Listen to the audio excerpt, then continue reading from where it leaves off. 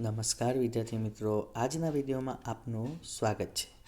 આજે આપણે ધોરણ 7માં સ્વાધ્યાય 11.4ના કેટલાક દાખલા જોઈશું। તો ચાલો, દાખલા નંબર 8 છે, પ્રજ્ઞાએ 4 સેન્ટીમીટર ત્રિજ્યાવાળી એક વર્તુળાકાર નળીની ફરતે દોરી વિતારી બાજુની આકૃતિ, એટલે કે અહીં આજુ આકૃતિ છે, આ એક નળી છે, એની આજુબાજુ આજ કેટલા મીટર ત્રિજ્યાવાળી છે? તો 4 સેન્ટીમીટર ત્રિજ્યાવાળી છે। એની ફરતે શું કરે છે? દોરી વિતારે છે। જો આ દોરી વિતારી છે, અહીંથી આખી આ દોરી વિતારેલી છે, જો તમે જોઈ શકો છો। તો અને જરૂરી લંબાઈની દોરી એને શું કરી? કાપી લીધી વિતારીને। તો હવે તેને એ જ દોરીને પાછો 4 સેન્ટીમીટરની બાજુ ધરાવતા ચોરસ ડબ્બાની આસપાસ વિતારી। તો જુઓ આ આકૃતિ છે, આટલી આ જે દોરી કાપેલી છે એને એટલી જ દોરી આના પર વિતારે છે। કેટલા સેન્ટીમીટર? તો 4 સેન્ટીમીટર બાજુવાળા। તો શું તેની પાસે દોરી વધી હશે? પાઈ બરાબર 3.14 લો। તો જો અહીં વર્તુળાકાર નળીની ત્રિજ્યા આપણને આપી છે 4 સેન્ટીમીટર। તો જુઓ આ ચારે વર્તુળની આ જે નળી છે એની ચારે તરફ વિતારેલી છે। તો આપણે અહીંથી જુઓ અહીં સુધી વિતારેલી છે। તો આ શું થયું? આપણું વર્તુળનો પરિઘ થયો, એટલે કે નળીનો પરિઘ। તો એનું સૂત્ર છે 2πr, બરાબર છે? તો એનું સૂત્ર છે 2πr। તો અહીં 2 ગુણ્યા આપણે પાઈની કિંમત 3.14 કીધી હતી, એટલે કે 3/100 લખી શકાય આપણાથી। તો એ મેં લખ્યું છે ગુણ્યા 4, બરાબર છે? આનો ગુણાકાર કરીએ તો 2512/100, તો 25.12 સેન્ટીમીટર આ વર્તુળનો પરિઘ આવે આનો નળીનો, બરાબર? તો એટલી એ શું તો કહેવાય? તો એ નળીની લંબાઈ પણ થઈ આપણી। તો નળીને ગોળ વિતારેલી દોરીની લંબાઈ આપણને મળી ગઈ 25.12 સેન્ટીમીટર। હવે એ શું કરે છે? એ જ દોરીને કાઢીને એ શું કરે છે? આ ચોરસ 4 સેન્ટીમીટર લંબાઈવાળા ચોરસ પર લગાડે છે। તો આપણે એના માટે શું શોધવું પડશે? તો ચોરસ આટલી લંબાઈમાં એ લગાડે છે, તો શું શોધવું પડે આપણે? પરિમિતિ એની। તો ચોરસ ડબ્બાની પરિમિતિ બરાબર એની લંબાઈ આપેલી છે 4 સેન્ટીમીટર, 4 ગુણ્યા લંબાઈ, તો 4 ચોક 16 સેન્ટીમીટર એની પરિમિતિ થઈ, એટલે કે 16 સેન્ટીમીટર દોરી જોઈએ એને, બરાબર? ચોરસમાં। અને અહીંયા કેટલી હતી? 25.12। એનો મતલબ કે ચોરસમાં આ જ દોરી આપણે વિતારીએ તો શું થાય? દોરી વધે। શું થાય? દોરી વધે, કારણ કે આની પરિમિતિ ઓછી છે, આની લંબાઈ ઓછી જરૂર પડે, આમાં વધારે। તો કેટલી? તો એમાં 25.12માંથી આપણે 16 બાદ કરીએ તો 9.12 સેન્ટીમીટર જેટલી દોરી વધે। તો હા, ચોરસ ડબ્બાને દોરી વિતારતા પ્રજ્ઞા પાસે 9.12 સેન્ટીમીટર દોરી બાકી વધી હશે। ત્યારબાદ જુઓ, બાજુની આકૃતિમાં એક લંબચોરસ જમીન પરની લોનની મધ્યમાં ફૂલોનો એક વર્તુળાકાર બાગ દર્શાવેલો છે। તો બધી જ જમીનનું ક્ષેત્રફળ શોધો, બાગનું ક્ષેત્રફળ શોધો, બાગ સિવાય જગ્યાનું ક્ષેત્રફળ શોધો, બાગનો પરિઘ શોધો। તો જુઓ અહીં તમને શું કીધું છે? તો સમજવાનું છે કે બધી જ જમીનનું ક્ષેત્રફળ, એટલે કે આ આખી જે લંબચોરસ જમીન છે, આ આખાનું ક્ષેત્રફળ આપણે શોધવાનું, એની લંબાઈ અને પહોળાઈ આપેલી છે, એટલે કે લંબચોરસ છે, બરાબર? તો એનું ક્ષેત્રફળ શોધવાનું છે। બીજું શું શોધવા કીધું છે આપણને? તો બીજું કીધું છે બાગનું ક્ષેત્રફળ, એટલે કે આ 2 મીટરવાળો વર્તુળાકાર બાગ છે, તો આનું ક્ષેત્રફળ આપણે શોધવાનું છે, બરાબર છે? સાથે સાથે શું કીધું છે?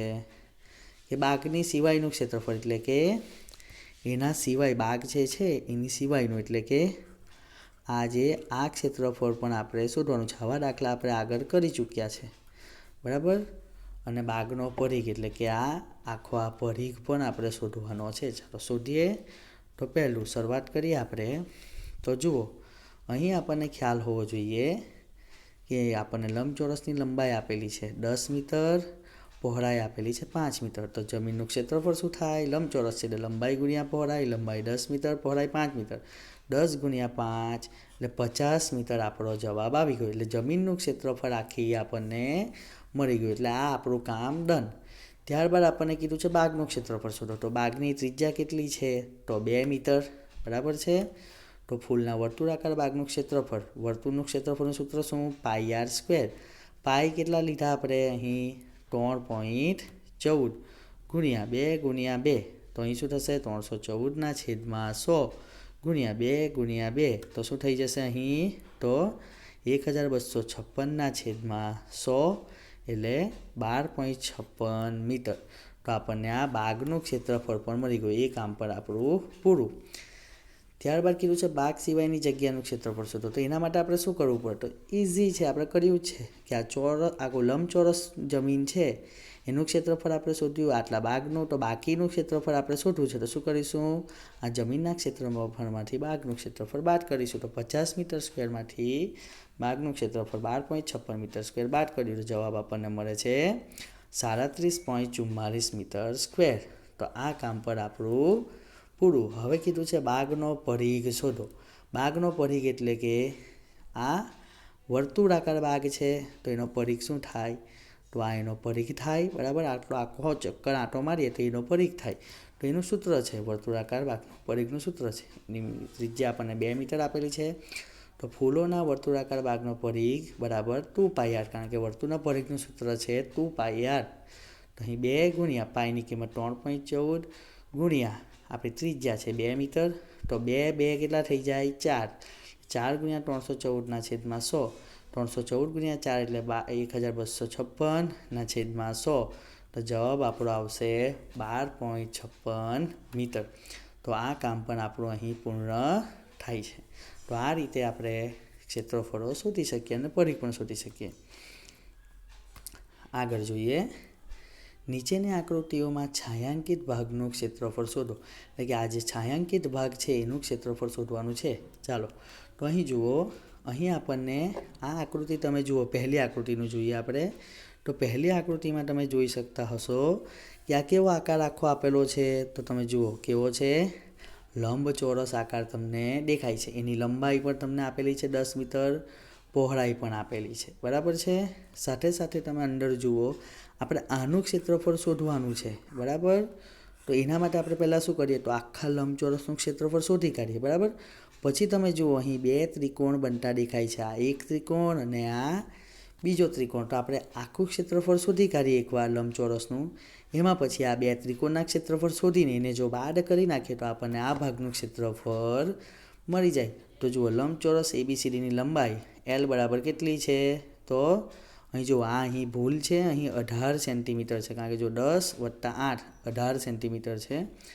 ત્યારબાદ પહોળાઈ તો 10 સેન્ટીમીટર. તો આ લંબચોરસ ABCDનું ક્ષેત્રફળ શું થાય? તો લંબાઈ ગુણ્યા પહોળાઈ એટલે કે L ગુણ્યા B, 18 ગુણ્યા 10 એટલે કે 180 સેન્ટીમીટર સ્ક્વેર. એટલે કે આખાનું ક્ષેત્રફળ કેટલું થયું? આ 180 સેન્ટીમીટર સ્ક્વેર.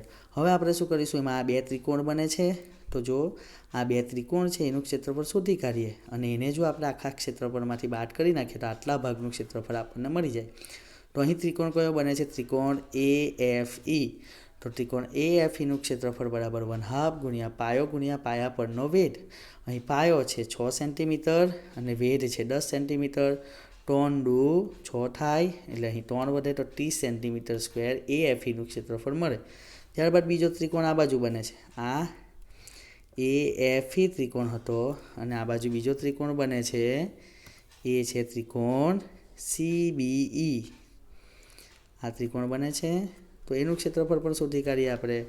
તો CBEનું ક્ષેત્રફળ બરાબર 1/2 ગુણ્યા પાયો ગુણ્યા પાયા પરનો વેધ. તો 1/2 ગુણ્યા પાયો છે 8 સેન્ટીમીટર, વેધ છે 10 સેન્ટીમીટર. 4 × 8 તો શું થાય? 10 × 40 સેન્ટીમીટર સ્ક્વેર. આપણને આ 2 ત્રિકોણનું ક્ષેત્રફળ આપણે શોધી કાઢ્યું. તો હવે શું કરીશું? આ લંબચોરસના ક્ષેત્રફળમાંથી આ 2 ત્રિકોણના ક્ષેત્રફળ બાદ કરી નાખીશું. તો શું મળશે આપણને? તો જુઓ, છાંયાંકિત ભાગનું ક્ષેત્રફળ બરાબર લંબચોરસનું ABCDનું ક્ષેત્રફળ માઇનસ ત્રિકોણ AFEનું ક્ષેત્રફળ માઇનસ ત્રિકોણ CBEનું ક્ષેત્રફળ. એટલે લંબચોરસનું ક્ષેત્રફળ કેટલું મળ્યું? 180 સેન્ટીમીટર સ્ક્વેર. અને આપણને ત્રિકોણ AFEનું ક્ષેત્રફળ મળે છે 30 સેન્ટીમીટર સ્ક્વેર અને આપણે CBEનું ક્ષેત્રફળ મળે છે 40 સેન્ટીમીટર સ્ક્વેર. તો 180 અને આ નિશાની સરખી એટલે સરવાળો થાય તો -70 સેન્ટીમીટર સ્ક્વેર. તો 180માંથી 70 જાય તો કેટલા જવાબ આવે? 110 સેન્ટીમીટર સ્ક્વેર. તો છાંયાંકિત ભાગનું ક્ષેત્રફળ કેટલું હોય? તો 110 સેન્ટીમીટર સ્ક્વેર હોય. એવી જ રીતે ચોરસમાં પણ છે. જુઓ, અહીં ચોરસ આપેલું છે તમને. અહીં જુઓ, આ માપ તમને આપેલું છે 10 સેન્ટીમીટર 10 સેન્ટીમીટર. ચોરસમાં તો ચારેય બાજુ સરખી હોય તો 10 + 10 કેટલા થઈ જાય? આ 20 સેન્ટીમીટર. આ બાજુ 20 આપેલા છે. આ પણ કેટલા થશે? 10 સેન્ટીમીટર થશે. બરાબર. તો આપણને પહેલાં શું કરવું પડશે? આ ચોરસનું ક્ષેત્રફળ શોધવાનું. પછી જોવાનું કે એમાં 3 ત્રિકોણ બને છે, 1, 2 અને આ 3 ત્રિકોણ. તો આપણે ચોરસના ક્ષેત્રફળમાંથી આ ત્રણેયના ક્ષેત્રફળ શોધીને બાદ કરી નાખીશું તો આપણને આ છાંયાંકિત ભાગનું ક્ષેત્રફળ મળી જાય. જે અહીં તમે જોઈ શકો છો કે અહીં ચોરસ PQRSનું ક્ષેત્રફળ શોધેલું છે. ત્યારબાદ આ 2 અને 1, 2 અને આ 3 ત્રિકોણનું ક્ષેત્રફળ શોધેલું છે. ત્યારબાદ એને ચોરસના ક્ષેત્રફળમાંથી બાદ કરીને આપણે જવાબ લાવેલા છે. તો આ રીતે જવાબ લાવી શકાય. એનો આગળનો પ્રશ્ન પણ એ રીતનો જ છે. તો આજનો અભ્યાસ આપણે અહીં અટકાવીએ. આગળનો અભ્યાસ આપણે આપણા નેક્સ્ટ વિડીયોમાં કરીશું. આજે આપણું સ્વાધ્યાય પણ પૂરું થાય છે અને આપણું ચેપ્ટર પણ અહીં પૂર્ણ થાય છે. Thank you. જય હિન્દ.